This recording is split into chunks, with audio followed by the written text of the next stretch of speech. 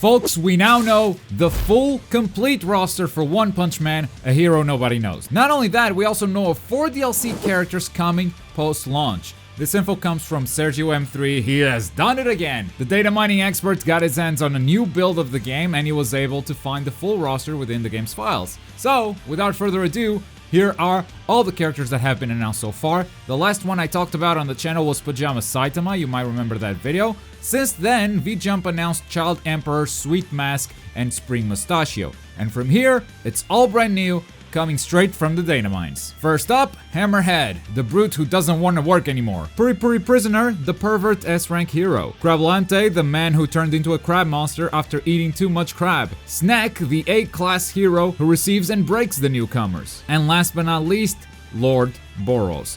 And Boros is kind of an obvious one, I mean he's in the cover of the game after all, but I saved him for last because it's weird that it hasn't been officially announced yet. I mean, everyone knows he's coming, you wouldn't have him on the cover if he wasn't, which makes me think that they might have some wild gimmick for this guy. Something like Saitama, who kills everyone in one hit. Maybe they have something else for Boros, and that's why they're saving him for now. To make some sort of a big splash right before the release of the game, being like, hey, here's another wild thing we did with another character. And this game's coming out soon, at the end of next month already, so they don't have a lot of time left to announce him. And that's the launch roster. 28 characters total, but we still have 4 DLC characters. Now, we don't know if the game will only have 4 DLC characters in the future, it might have more of them, but for now we know who 4 of those characters are. In no particular order, Lightning Max, the A-class hero with a lightning motif, Suiryu, the martial arts expert, Garo, the anti-hero genius that dominated season 2 of the anime, and Watchdog Man, the S-class hero who dresses and fights like a dog. Now looking at the complete roster, we can actually deduce a few things. First of all,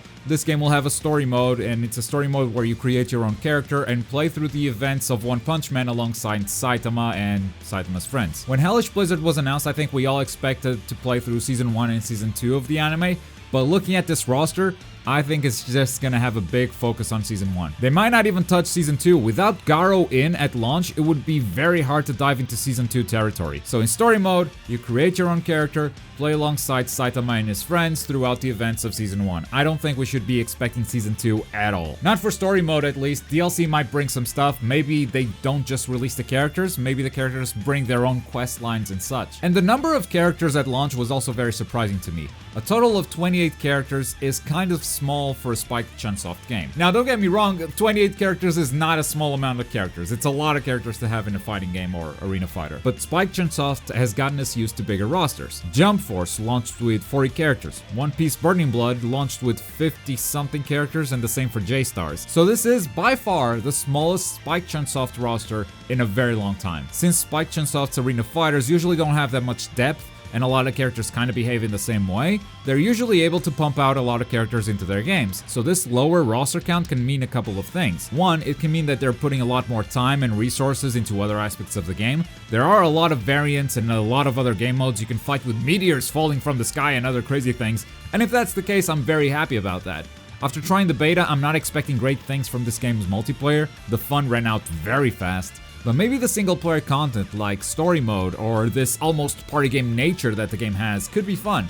And if they're focused on making that aspect of the game better, then I'm happy to have less characters in the roster. On the other hand, it could also mean that this game doesn't nearly have the budget that the previous titles had. So in the end, it will just be a cheap, rushed game like many other anime games we've played in the past. Having played the game in the beta, I don't like how this game animates. The graphics are well below average at this point, and it does look very cheap overall. And it's only natural that it would have a smaller budget than their previous games. Both J-Stars and Jump Force are a collection of shonen properties. Those titles were massive, and even Burning Blood is a One Piece game. One Piece has been steadily selling in Japan for ages now, and this is the first One Punch Man console game. It could be considered a risky investment, so they keep the budget small to test the waters. Anyway, that's how I interpret this roster, but I pass the question off to you guys. What do you think of the final roster? Was there a character that you really wanted?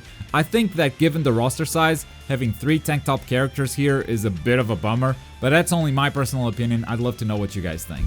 And as always, thank you very much for watching. My name is Globku, and I'll see you next time. Boy.